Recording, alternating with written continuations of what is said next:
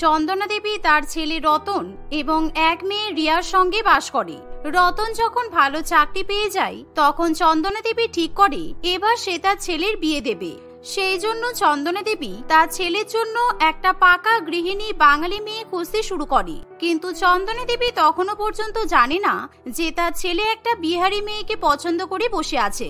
আর রতন তার পছন্দ করা মেয়ে অর্থাৎ লিট্টির কথা তার মাকে জানাতে ভীষণ ভয় পায়। তাই রতন তার মাকে কিছু না জানিয়েই একদিন লিট্টিকে বিয়ে করে বাড়িতে নিয়ে আসে। আর ছেলের পাশে এরকম নতুন বউকে দাঁড়িয়ে থাকতে দেখে তার মা এবং বোন একেবারে অবাক। কি ব্যাপার রতন, তোর আর বিয়ের জন্য ধৈর্য ধরছিল না? আমি তো তোর জন্য ভালো মেয়ে খুঁজছিলাম, আর তুই আমাকে আর বোনকে না জানিয়ে বিয়ে করে নিয়ে চলে আসলি। ছেলে না জানিয়ে বিয়ে করলেও মা সেরকম কিছু একটা মনে করে না, কারণ তার ছেলের বউ বেশ একটা বাঙালি বেনারসি শাড়ি পরে মাথায় গোমটা দিয়ে দাঁড়িয়ে থাকে। আর এই দেখে চন্দনা দেবী ভাবে তার নতুন বৌমা হয়তো ভীষণ সংস্কারী বাঙালি বউ। সেই জন্য চন্দনা দেবী তার ছেলে এবং নতুন বউকে বরণ করে ঘরে তোলে। বাবা দাদা, তোর বউ তো একেবারে লজ্জাবতী লতা, মাথা থেকে ঘোমটা খুলতেই চাইছে না। মা, তুমি বৌদির ঘোমটাটা একবার খুলে দাও তো, বৌদির চাঁদপানা মুখটা একবার দেখি। হ্যাঁ রিয়া, তুই একদম ঠিকই বলেছিস। আমি এক্ষুনি বৌমার মাথা থেকে কাপড় সরিয়ে দিচ্ছি, তাহলে বৌমার চাঁদের মতো মুখটা দেখতে পাবো। আর বাড়িতে আসার পর থেকে বৌমা আমাদের সাথে একটাও কথা বলছে না।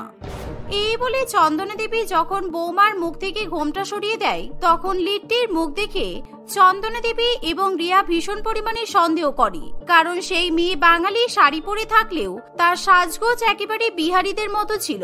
আর যেই না তাদের নতুন বৌমা মুখ ফুটে কথা বলে তখনই তাদের ধারণা একেবারে পরিষ্কার হয়ে যায়, কারণ তাদের নতুন বৌমা পুরো খাঁটি বিহারি ভাষায় কথা বলে। হ্যালো মাতাজি, আপ কাইসা তানি? আপকা ননদ কা শরীর ঠিক আছে তো? আমাকে রতন বলছিল আপনার নাকি শরীরটা খারাপ, তাই আপনাকে আমি পুছতানি। আপনার বহুরিয়া কা নাম লিট্টি, আর ননদজি তুম কেসন আছো? বৌমার মুখে এরকম ভাষা শুনে চন্দনা দেবীর চোখ একেবারে কপালে উঠে যায়, আর তার সঙ্গে রিয়া একেবারে জোরে জোরে হেসে ওঠে, কারণ সে বাপের জন্মে এরকম বিহারি ভাষা শোনেনি। আর তারা স্বপ্নেও ভাবতে পারে না যে তাদের বাড়ির এত ভালো চাকরি করা ছেলে এরকম একটা অশিক্ষিত বিহারি মেয়েকে পছন্দ করতে পারে। আর তারা খুব ভালো মতোই বুঝতে পারে যে রতন ট্রান্সফারের কাজের জন্য একবার বিহারে গিয়েছিল, আর তখনই রতন এরকম বিহারি মেয়েকে ধরে বিয়ে করে নিয়ে এসেছে। রতন, তুই শেষ পর্যন্ত এরকম বিহারি বহুরিয়া মানে বিহারি বৌমাকে বিয়ে করে নিয়ে আসলি? হাই হাই হাই, আমাদের বাঙালি ঘর কোথায় বাঙালি মেয়ে সংসার করবে? আর এসব কি ভাষায় কথা বলছে? আমি তো এর কথা বুঝতেই পারছি না। তুমি ঠিকই বলেছো মা, এই বিহারি মেয়েটা আমাদের বাড়িতে এসে আমাদের বাড়িটাকে এবার বিহার বানিয়ে দেবে। তুই একদম ভুল কাজ করলি দাদা। আর ভাবতে পারছিস যদি পাড়া প্রতিবেশীরা এই ব্যাপারে জানতে পারে তাহলে তোর উপর থুতু করবে। আর লিট্টি আবার কি ধরনের নাম? এটা আবার কোনো নাম হলো? এতে আবার মেনে না নেওয়া বা আমাকে থুতু দেওয়ার কি আছে? কেননা বিহারি মেয়েরা কি মেয়ে হয় না নাকি? আর আমি লিট্টিকে ভীষণ পরিমাণে পছন্দ করি, তাই তোমরা যদি ওকে মেনে না নাও আমি কিন্তু ওকে নিয়ে আলাদা ফ্ল্যাটে শিফট করে যাব। আর আশা করছি আমার মা আমাকে সাথে থাকতে পারবে না, তাই চুপচাপ ওকে তোমরা মেনে নাও। রতনের এমন কথা শুনে তার মা এবং বোনের কিছু করার থাকে না, কারণ তারা যদি এখন বেশি ব্যাকাটেরা কিছু বলতে যায় তাহলে রতন তার বউকে নিয়ে আলাদা হয়ে যেতে পারে। এই ভেবে তারা চুপচাপ বিহারি বৌমাকে মেনে নেয়, কিন্তু মনে মনে তারা লিট্টিকে মেনে নিতে পারে না। এবার বিহারি বউ নিজের বেনারসি শাড়ি ছেড়ে একেবারে ঝা চকচকে বিহারি শাড়ি পরা শুরু করে দেয়, আর তার পোশাক আশাক দেখে তার বিহারের ছাপ একেবারে ফুটে ওঠে। আর চন্দনা দেবীর প্রতিবেশীরা নতুন বৌমাকে একদিন দেখতে আসে। কিরে চন্দনা, এটা আমরা কি শুনছি? তোর ছেলে নাকি বিহারে গিয়ে একটা বিহারি মেয়েকে পছন্দ করে তুলে এনেছে। ছি ছি ছি ছি, শেষ পর্যন্ত রতন এমন কাজ করতে পারলো? আমাদের পাড়ার সব থেকে ভালো ছেলে ছিল রতন, আর রতন এই কাজ করলো আমি তো ভাবতেই পারছি না। ছি, থাক থাক, এখন আর তোমাদেরকে আমার কাটা ঘায়ে নুনের ছিটা দেওয়ার কোনো দরকার নেই। তোমরা এখন কি করতে এসেছো সেটাই বলো। আরে তুই খারাপ ভাবছিস কেন? আমি তো তোর ভালোর জন্যই বললাম। আর রতন নতুন বউ বিয়ে করে নিয়ে এসেছে, তাও আবার বিহারি। তার হাতের প্রথম রান্না খাবো না? তোর বৌমার হাতের প্রথম রান্নার অনুষ্ঠানের খাবার খেতে এসেছি আমরা। এমন সময় সেখানে বিহারি বউ লিট্টি চলে আসে, আর তার হাতের রান্না খাওয়ার জন্য সকল মহিলারা এসেছে জেনে লিট্টি খুবই খুশি হয়। আপ লোক আমার হাতের খাবার খাবেন তানি? একটু অপেক্ষা করুন, আমি এক্ষুনি রসোইতে গিয়ে আপনাদের জন্য দারুণ দারুণ খাবার রান্না করে নিয়ে আসছি। আর সেই রান্না খেলে আপনাদের মন কিন্তু একেবারে খুশ হোগালবা। বিহারি বউয়ের মুখে এরকম ভাষা শুনে সকলে জোরে জোরে হেসে ওঠে আর তারা বেশ মজা উপভোগ করতে শুরু করে। কিন্তু চন্দনা দেবী খুব লজ্জা পেয়ে যায়, কারণ সে কোথায় ভেবেছিল পাড়ার মধ্যে নিজের বৌমাকে নিয়ে গর্ব করবে তা নয়, সকলে এখন তার বৌমার উপর হাসাহাসি করছে। কিন্তু তাতে বিহারি বৌমার কিছু যায় আসে না। সে রান্নাঘরে সকলের জন্য রান্না করতে চলে যায়। আজ আমি সবকে লিয়ে লিট্টি আর চোখা রান্না করব। এটা বিহারের লোকেদের সব থেকে পছন্দের খাবার আছে। এই বাংলায় এসে একেবারে লিট্টি চোখা খাওয়া তো আমি ভুলেই গেছি, কিন্তু আজকে আমি এই রান্নাটাই করব তানি। এই বলে বিহারি বৌমা সকলের জন্য লিট্টি এবং চোখা বানাতে শুরু করে। আর সে যেহেতু একেবারে পাকা বিহারি বউ, তাই তার হাতে লিট্টি চোখার স্বাদের কোনো জবাব হয় না। কিন্তু সে জানে না যে তার শাশুড়ি মা এবং তার পাড়া প্রতিবেশীরা এই ধরনের খাবার খায় না। আর কিছুক্ষণের মধ্যেই লিট্টি চোখা রান্না হয়ে গেলে লিট্টি সবাইকে সেই খাবার পরিবেশন করে দেয়। একই নতুন বৌমা, তুমি এসব ময়দার গোলা, আলু সিদ্ধ কি রান্না করেছো? এসব আমরা খাই না। তোমার শাশুড়ি মা তোমাকে বলে দেয়নি বাঙালি খাবার রান্না করতে? ছি, পাড়া প্রতিবেশীদের কেউ আবার এরকম খাবার খেতে দেয়? কেন আন্টিজি, এই খাবারে কি বুড়াই হোগাই বা? কত সুন্দর খাবার, একবার খেয়ে দেখুন, আপনাদের ভালো লাগবে। আমি যখন বিহারে ছিলাম তখন তো সবসময় লিট্টি চোখাই খেতাম। বৌমা, তুমি চুপ করো। তোমার মুখে বিহারি ভাষা আমি আর সহ্য করতে পারছি না। আর সত্যিই তো তুমি এসব কি আতিপাতি খাবার রান্না করেছো? আমরা এসব খাবার খাই না। যাও, সকলের জন্য মাছ, মাংস, ডিম এসব খাবার রান্না করে নিয়ে এসো। ছিছি শাশুড়ি মা, মুখ দিয়ে এসব খাবারের নাম নিবেন না। হাম এসব খাবার নেই খাওয়াতানি। আমি এসব মাছ, মাংস, ডিমও রান্না করতে পারবো না। ছি ছি ছি, এসব জানোয়ারদের মারলে ঈশ্বর কিন্তু আপনাদেরকে পাপ দেবে। হাই হাই ঈশ্বর, আমাকে কোনো দোষ দিও না। আমার মতো বিহারি বাহুরিয়াকে দিয়ে এসব রান্না করলে আপনাদেরই পাপ লাগবে। এই বলে বৌমা নিজের ঘরে চলে যায়। আর এভাবেই প্রতিদিন বিহারি বৌমা লিট্টি এবং চোখা ছাড়া কিছুই বাঙালি খাবার রান্না করতে পারে না।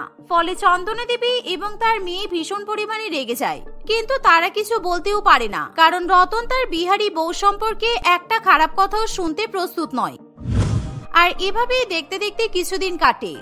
একদিন আবার মালতী দেবী তাদের বাড়িতে এসে বলে, এই জানিস চন্দনা, তোদেরকে একটা খুশির খবর দেওয়ার আছে। তোদেরকে বলেছিলাম মনে আছে?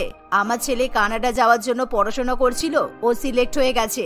আর একদিন পরেই ওর কানাডা যাওয়ার এরোপ্লেন। আমার ছেলে কানাডা যাবে, আমি খুব খুশি। হ্যাঁ রে, এটা তো ভীষণ খুশির খবর। আর আমরা সবাই তোর ছেলে বিল্টুর জন্য খুব খুশি হয়েছি।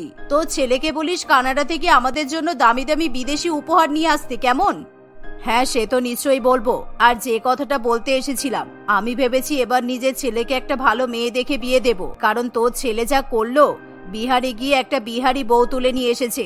এবার আমার ছেলে যদি বিদেশে গিয়ে একটা ইংরেজ মেয়েকে বিয়ে করে নিয়ে আসে, তাহলে তো সমাজে আমি তোর মতো মুখ দেখাতে পারবো না। তাই আমি আগে থেকেই আমার ছেলের বাঙালি মেয়ের সঙ্গে বিয়ে দেব।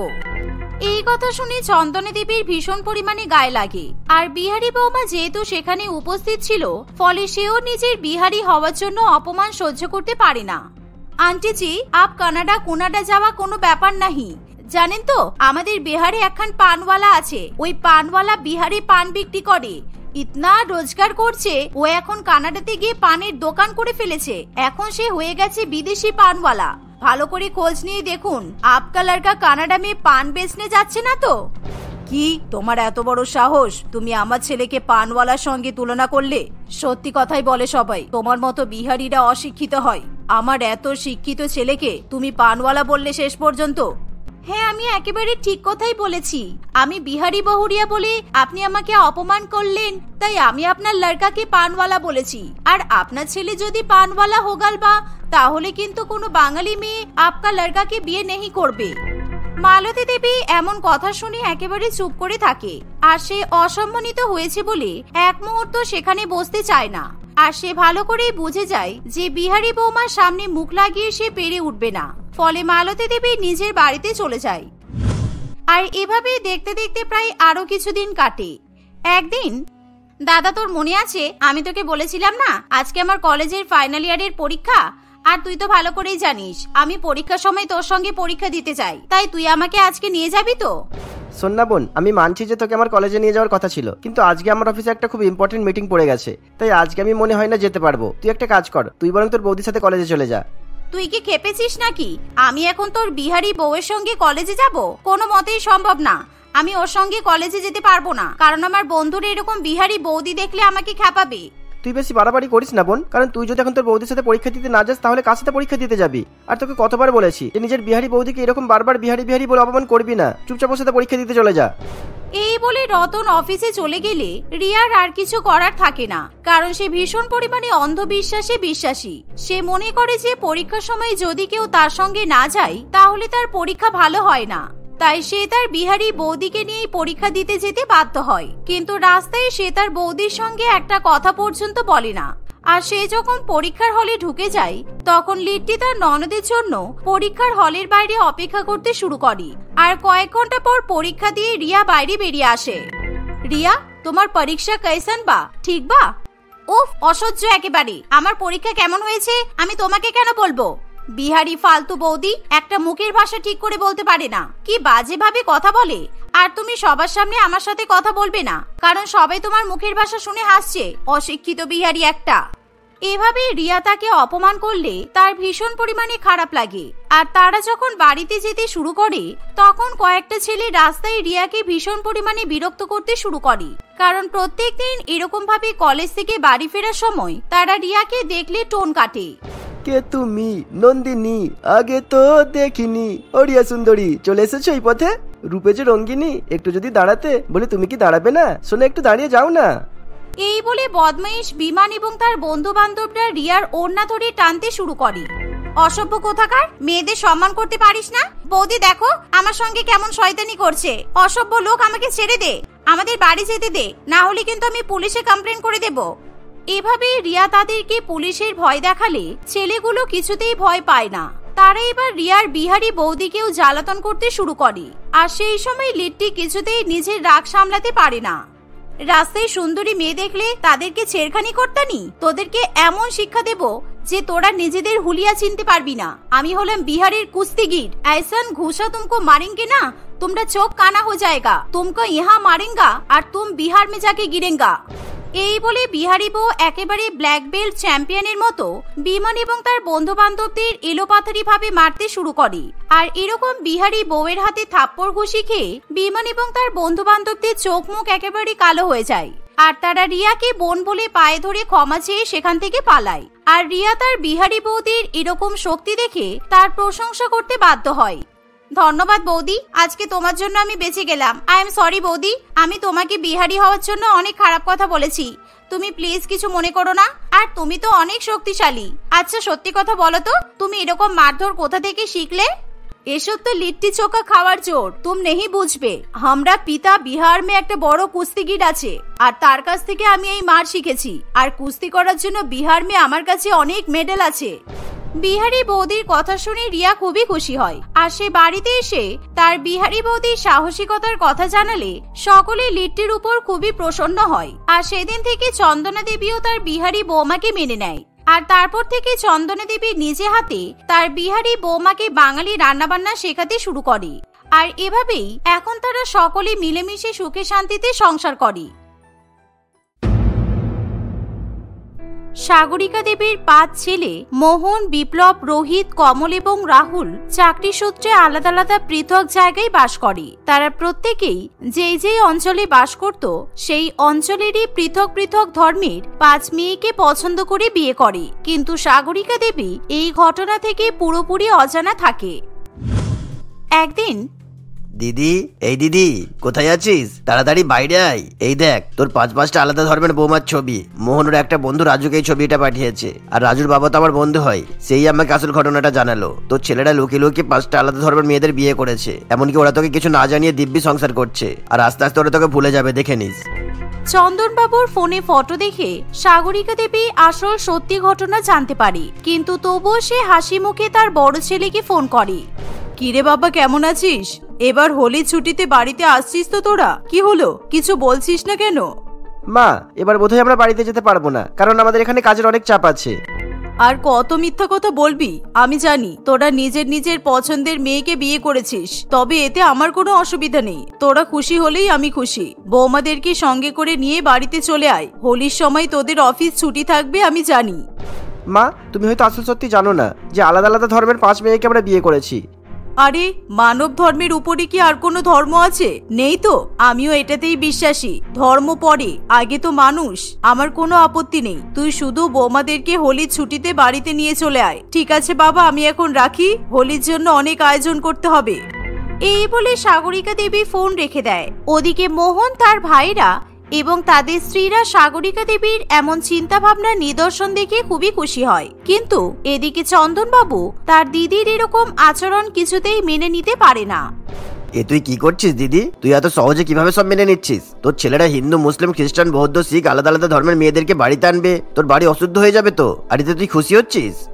আমি কিছুই মেনে নিচ্ছি না। আমি আমার ছেলেদেরকে নিজের কাছে ফিরিয়ে আনার চেষ্টা করছি। ওই 5 আলাদা আলাদা ধর্মের মেয়েদের হাত থেকে আমার 5 ছেলেদেরকে আমি উদ্ধার করেই ছাড়বো। আমি যদি ওদেরকে মেনে নেওয়ার নাটক না করি, তাহলে ওরা কখনোই বাড়িতে ফিরবে না। এভাবে সাগরিকা দেবী তার 5 বৌমা বাড়িতে প্রবেশ করার আগেই তাদেরকে বাড়ি থেকে এবং তার ছেলেদের জীবন থেকে দূরে পাঠানোর জন্য প্ল্যানিং করতে থাকে। অন্যদিকে তার ছেলে এবং বৌমা বাড়িতে আসার জন্য বন্দোবস্ত করতে থাকে। প্রিয়াঙ্কা, নাফিসা, মেরি, রিহা এবং ডালাই হোলি উপলক্ষে নিজেদের শাশুড়ি মায়ের জন্য সুন্দর সুন্দর উপহার কেনে। তারা শ্বশুর বাড়িতে যাওয়ার জন্য খুবই উৎসাহিত থাকে। সেই সাথে তারা প্রত্যেকেই খুবই খুশি থাকে। 2-1 দিনের মধ্যেই হোলির ছুটিতে তারা আলাদা আলাদা ধর্মের 5 বউ নিজেদের স্বামীদের সঙ্গে শ্বশুর বাড়িতে চলে আসে। মা, আমরা প্রথমেই তোমাকে ধন্যবাদ জানাতে চাই। আমরা তো ভেবেছিলাম তুমি আমাদের এরকম সিদ্ধান্ত কখনোই মেনে নেবে না, কিন্তু তুমি আমাদের এই সিদ্ধান্ত মেনে নিয়ে উদার মানসিকতার পরিচয় দিয়েছো। তোমাকে মা হিসেবে পেয়ে আমরা সত্যি খুবই গর্বিত। এসব কথা পরে বলবি। আমি তো 5 বৌমাকে দেখে কিছুতেই বুঝতে পারছি না কোনটা কোন ধর্মের মেয়ে। এদের পোশাক আশাক তো সাধারণ, নিজের নিজের ধর্মের মতো এরা তো জামা কাপড় পরেনি। আমি তো ভেবেছিলাম আমি এদের ভাষাও হয়তো বুঝতে পারবো না। এটাই তো সবচেয়ে বড় কথা মা। যদি সবাইকে একই রকমের সাধারণ জামা কাপড় পরিয়ে দেওয়া যায়, তাহলে কোনটা হিন্দু কোনটা মুসলিম কেউ তো উদ্ধার করতে পারবে না। এরা প্রথম থেকে এরকম সাধারণ জামা কাপড় পরে। আর মা, শুধু তাই নয়, এতে সবাইকে আমরা বাংলা ভাষায় কথা বলতেও শিখিয়ে দিয়েছি। এরা এত সুন্দর বাংলা বলবে, কেউ এদেরকে দেখে বুঝতেই পারবে না যে এরা আলাদা ধর্মের মানুষ। যাক, এটা খুব ভালো কথা। আমিও এটাই চাই, কারণ যতই যাই হোক আমাদের তো সমাজে একটা মান সম্মান আছে। আমি আমার ছেলেদের খুশির জন্য এরকম সিদ্ধান্ত মেনে নিয়েছি, কিন্তু সমাজের কেউ মেনে নেবে না। লোকে নানান রকমের আজে বাজে কথা বলবে। তবে এরা 5 জনে যদি মিলেমিশে 5 বোনের মতো সংসার করতে পারে, তাহলে আমার কোনো অসুবিধা নেই। হ্যাঁ মা, আপনি একদম চিন্তা করবেন না। আমরা 5 জনই তো 6 মাস একসঙ্গেই থেকেছি। আমাদের তো 6 মাস আগেই বিয়ে হয়েছে। আর 5 জন একসঙ্গে থাকতে আমাদের কোনো অসুবিধা হয়নি। আশা করছি এই বাড়িতেও আমরা মিলেমিশে থাকতে পারবো। তাহলে তো খুব ভালোই হবে। আজকে থেকে এটা তোমাদের বাড়ি, তোমরা এখানে নিজেদের মতো করে থাকতে পারো, কোনো বাধা নিষেধ নেই।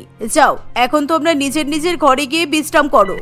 শাশুড়ি মায়ের এরকম ব্যবহারে 5 বৌমা প্রচন্ড খুশি হয়। সেই সাথে 5 ভাইও খুবই খুশি থাকে। পরের দিন সাগরিকা দেবী তার 5 বৌমাকে ডেকে বলে, দেখো, সামনেই তো হোলি, আর মাত্র 2 দিন বাকি। হোলির আগে আমরা প্রত্যেক বছর আমাদের বাড়িটাকে খুব ভালো মতো পরিষ্কার করি। এতদিন পর্যন্ত আমি এই কাজগুলো করে এসেছি, কিন্তু এবার তোমরা 5 বৌমা মিলে এই কাজগুলো করবে। তোমাদের কারোর কোনো অসুবিধা নেই তো? না মা, আমাদের কোনো অসুবিধা নেই। আপনি শুধু আমাদেরকে কি কাজ করতে হবে সেটা বলুন। শ্বশুর বাড়িতে এসে কাজ করব না তা কি কখনো হয়? আচ্ছা, আগে বলো, তোমরা তো সবাই আলাদা ধর্মের, শুধুমাত্র প্রিয়াঙ্কাকে ছাড়া। প্রিয়াঙ্কা আমাদের ধর্মেরই মেয়ে, তাই প্রিয়াঙ্কাকে আলাদা করে আমার কিছু জিজ্ঞাসা করার নেই। তোমাদেরকে আমি জিজ্ঞাসা করছি, তোমরা তো আমাদের ধর্মের মেয়ে নও, তাই আগে কি কখনো তোমরা হোলি উৎসব পালন করেছো? হ্যাঁ শাশুড়ি মা, আমরা প্রত্যেকেই বিয়ের আগে অনেকবার হোলি উৎসব পালন করেছি। আসলে আমরা ধর্মের উপর নির্ভর করে মানুষকে বিবেচনা করি না। আমাদের সবারই আলাদা আলাদা ধর্মের বন্ধু ছিল, তাই আমরা স্কুল কলেজে পড়ার সময় একসঙ্গে হোলিতে রং খেলেছি, খুব মজা করেছি। ঠিক আছে, খুব ভালো কথা। তাহলে শ্বশুর বাড়িতে হোলি উৎসব পালন করতে তোমাদের কোনো অসুবিধা নেই, তাই তো? কারোর কোনো অসুবিধা থাকলে তোমরা আমাকে বলতে পারো। আমি কোনোভাবেই তোমাদেরকে জোর করব না। কেউ যদি তোমরা হোলি উৎসব পালন করতে না চাও, তাহলেও কোনো অসুবিধা নেই, তোমরা নাই করতে পারো। না মা, আমাদের কারোরই কোনো অসুবিধা নেই। আমরা খুব খুশি মনে একে অপরের সঙ্গে রং খেলবো, হোলিতে আনন্দ করব। আমরা তো অনেকদিন ধরেই এই দিনটার জন্য অপেক্ষা করছিলাম। ধর্ম যার যার, উৎসব সবার, এই কথাতে আমরা বিশ্বাস করি। ঠিক আছে, আমি শুধু তোমাদের কাছে অনুরোধ করব, তোমরা যে আলাদা ধর্মের মেয়ে সেটা যেন আমাদের এলাকার কেউ বুঝতে না পারে, এমনকি কাকপক্ষীও যেন জানতে না পারে। হোলির দিনে আমাদের পাড়া প্রতিবেশী অনেকেই আমাদের বাড়িতে রং খেলতে আসে, তাই তোমাদেরকে দেখে কেউ যেন কিছু বুঝতে না পারে, এটা তোমরা খেয়াল রেখো। আর হ্যাঁ, যাও একতলা থেকে পুরো 4 তলা পর্যন্ত পুরো বাড়িটা ধুয়ে মুছে পরিষ্কার করো। এই শুনে সাগরিকা দেবীর 5 বৌমা যে যার মতো কাজে লেগে পড়ে। তারা সকাল থেকে সন্ধ্যা পর্যন্ত একইভাবে ঘরবাড়ি পরিষ্কার করতে থাকে। তাদের শরীরে যেন কোনো রকমের ক্লান্তির চিহ্ন দেখা দেয় না। এভাবেই দেখতে দেখতে সেই দিনটা কাটে। পরের দিন সাগরিকা দেবী তার বৌমাদের জন্য হোলি উপলক্ষে নতুন শাড়ি কিনে নিয়ে আসে। এই দেখো, আমি তোমাদের জন্য সাদা শাড়ি কিনে এনেছি। আসলে হোলির দিনে আমরা সবাই সাদা জামা কাপড় পরে রং খেলতে পছন্দ করি, তাই আমি চাই তোমরাও আমাদের মতো সাদা শাড়ি পরে এবার হোলিতে রং খেলবে। ই বাবা, সাদা শাড়ি পরে রং খেলতে হবে? আমি তো জানতাম শুধুমাত্র বিধবারাই সাদা শাড়ি পরে, সাধবারাও যে সাদা শাড়ি পরতে পারে এটা তো আমি জানতামই না। না জানাটাই স্বাভাবিক, তবে আস্তে আস্তে সবই জেনে যাবে। আর হ্যাঁ, তোমরা কেউ মাছ মাংস খাও না তো? আসলে আমরা একেবারে শুদ্ধ শাকাহারী। আমাদের বাড়িতে কেউ মাছ মাংস আমিষ জাতীয় খাবার খায় না। যতদিন না হোলি শেষ হচ্ছে তোমরাও কিন্তু কেউ মাছ মাংস খাবে না। না না মা, আমরা 5 জন ভেজিটেরিয়ান, আমরাও আমিষ জাতীয় কোনো খাবার খাই না, কোনো অসুবিধা নেই। কি করে এদেরকে সাহায্য করব আমি তো কিছুই বুঝতে পারছি না। আমি যাই বলছি সবকিছুই তো এটা সহজে মেনে নিচ্ছে। আমার মনে হচ্ছে আমার ছেলেরা এদেরকে আগে থেকেই সব শিখিয়ে পড়িয়ে নিয়ে এসেছে, যাতে আমি কোনো কিছু নিয়ে এদেরকে কথা শোনাতে না পারি। কিন্তু আমাকেও চেনে না, প্রিয়াঙ্কাকে ছাড়া বাকি 4 বিধর্মী মেয়েকে আমি আমার বাড়ি থেকে তাড়িয়েই ছাড়বো। এই ভেবে সাগরিকা দেবী বাজারে কিছু প্রয়োজনীয় জিনিসপত্র কিনতে চলে যায়। সে বাজার থেকে এক ধরনের বিষাক্ত কেমিক্যাল কিনে নেয়, আর সেই সাথে এক ক্ষতিকর বিষও কিনে নেয়। ব্যাস, এবার আসল খেল দেখানোর পালা। এই ক্ষতিকর কেমিক্যালটা আমি কালকে রঙের মধ্যে মিশিয়ে দেব। আমার বিধর্মী 4 বউ এই রং গায়ে মাখলে জ্বলে পুড়ে মরে যাবে। শুধু তাই না, এই বিষ আমি খাবারে মিশিয়ে ওদেরকে খাইয়ে দেব। ওরা চিরতরে শেষ হয়ে যাবে। তারপর আমি আমার 4 খোকার নতুন করে বিয়ে দেব। এমনই ভাবনা চিন্তা করতে করতে সাগরিকা দেবী বাড়িতে চলে আসে। পরের দিন সাগরিকা দেবী লুকিয়ে লুকিয়ে রঙের মধ্যে সেই বিষাক্ত কেমিক্যাল মিশিয়ে দেয়, আর সেই সাথে সে দোকান থেকে কিনে আনা বড় বড় লাড্ডুর মধ্যে বিষ মিশিয়ে রেখে দেয়। এই নাও, তোমরা কিন্তু কেউ উল্টোপাল্টা রং গায়ে মাখবে না। আমি তোমাদের জন্য বাজার থেকে হার্বাল রং কিনে এনেছি। এই রং গায়ে মাখলে তোমাদের স্কিনের কোনো ক্ষতি হবে না। আর এই নাও, এখানে লাড্ডু আছে। হোলির দিনে অবশ্যই মুখ মিষ্টি করতে হয়। এই লাড্ডুগুলো খেয়ে নাও তোমরা। কিন্তু মা, এখানে তো 4টে লাড্ডু আছে, আর আমরা তো 5 জন। ঠিক আছে, কোনো ব্যাপার না, আমরা 5 জনে অল্প অল্প করে খেয়ে নিচ্ছি। এমনিতেও আমরা মিষ্টি খেতে পছন্দ করি না, আমাদের গা গোলায়। না না বড় বৌমা, আমি তোমার জন্য রান্নাঘর থেকে আলাদা লাড্ডু এনে দিচ্ছি। এই লাড্ডু তুমি খেও না, দাঁড়াও। সাগরিকা দেবীর কোনো কথা না শুনেই প্রিয়াঙ্কা সবার আগে একটা লাড্ডু থেকে অল্প একটু লাড্ডু ভেঙে নিয়ে মুখে পুরে নেয়। আপনাকে আর লাড্ডু আনতে যেতে হবে না মা, আমাদের এখন লাড্ডু খাওয়ার সময় নেই। এখন আমরা অনেক মজা করব। এই নাও, তোমরা হা করো, আমি তোমাদেরকে অল্প অল্প লাড্ডু খাইয়ে দিচ্ছি। জানি আমার মতো তোমরাও মিষ্টি খেতে পছন্দ করো না, কিন্তু অল্প করে খাও, কিচ্ছু হবে না। এই বলে প্রিয়াঙ্কা নিজের হাতে সবাইকে অল্প অল্প করে মিষ্টি খাইয়ে দেয়। সেই মিষ্টি খাওয়ার পর থেকেই সবার গলা বুক জ্বালা করতে থাকে, কিন্তু তবুও তারা সবকিছু উপেক্ষা করে রং খেলতে শুরু করে দেয়। সাগরিকা দেবী তার বড় বৌমা প্রিয়াঙ্কাকে বাকিদের থেকে আলাদা করার চেষ্টা করলেও সে কিছুতেই কিছু করতে পারে না। তার 5 বৌমা একসঙ্গে রং মাখতে থাকে। এর ফলে তারা 5 জনই রং মাখার পর গায়ে জ্বালা যন্ত্রণা অনুভব করে। এমনকি তারা ছটফট করতে করতে যে যার মতো অজ্ঞান হয়ে মাটিতে পড়ে যায়। তাদের এমন অবস্থা দেখে সাগরিকা দেবীর ছেলেরা খুবই ভয় পেয়ে যায় এবং 5 বউকে তারা হাসপাতালে ভর্তি করে।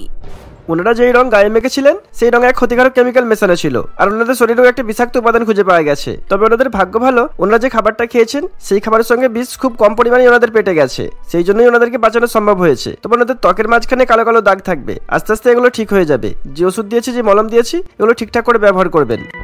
আমি পুলিশকে অলরেডি খবর দিয়ে দিয়েছি, এখনই পুলিশ এসে তদন্ত করে বের করবে এই কাজটা কে করেছে। যে কাজটা করেছে তাকে আমরা কিছুতেই ছাড়বো না, সে যেই হোক না কেন। আজকে হোলির মতো এত বড় একটা উৎসবে এরকম একটা নোংরা কাজ কি করে করেছে উপরবেলাই জানে। পুলিশের কথা শুনে সাগরিকা দেবী প্রচন্ড ভয় পেয়ে যায়। না বাবা, তোরা দয়া করে পুলিশে খবর দিস না। আসলে এই কাজটা আমি করেছি। জানি না আমার কি হয়েছিল, আমি একবারও ভেবে দেখিনি যদি পুলিশকে ব্যাপারটা জানানো হয় তাহলে তো আমি ধরা পড়ে যাব। এটা আমার একদমই খেয়াল ছিল না। আসলে আমি কিছুতেই আলাদা ধর্মের মেয়েদেরকে মেনে নিতে পারছিলাম না, আর সেই জন্যই হিংসার আগুনে জ্বলে আমি এই কাজটা করে ফেলেছি। ছি মা ছি, ভেবেছিলাম তুমি সবার থেকে আলাদা। তোমার চিন্তা ভাবনা খুবই উদার। তোমাকে আমাদের মা বলতে ঘৃণা করছে। আমরা তোমাকে ছাড়বো না মা। তুমি আমাদের বৌদির ক্ষতি করতে চেয়েছো। আমরা পুলিশকে সব সত্যি কথা বলে দেবো। দয়া করে তোমরা এরকম করো না। মা যখন নিজের ভুল বুঝতে পেরেছেন আর মা যখন আমাদের কাছে ক্ষমা চাইছেন, তখন মাকে ক্ষমা করে দেওয়া উচিত। কেউ ভুল করলে তাকে ক্ষমা করে দেওয়া এটাও কিন্তু উদার মানসিকতার পরিচয়। মাকে নিয়ে আমাদের কোনো অভিযোগ নেই। তোমরা দয়া করে পুলিশকে আসতে বারণ করে দাও। নিজের বৌমাদের মুখে এমন কথা শুনে সাগরিকা দেবী তার ভুল বুঝতে পারে। সে তার ভুলের জন্য খুবই লজ্জিত হয়ে পড়ে। তাই সাগরিকা দেবী হাত জোড় করে সকলের কাছে ক্ষমা চায়। সেই দিনই সাগরিকা দেবী তার 5 বৌমাকে মন থেকে মেনে নেয়। সেই দিনের পর থেকে তারা সকলে মিলেমিশে বসবাস করতে থাকে।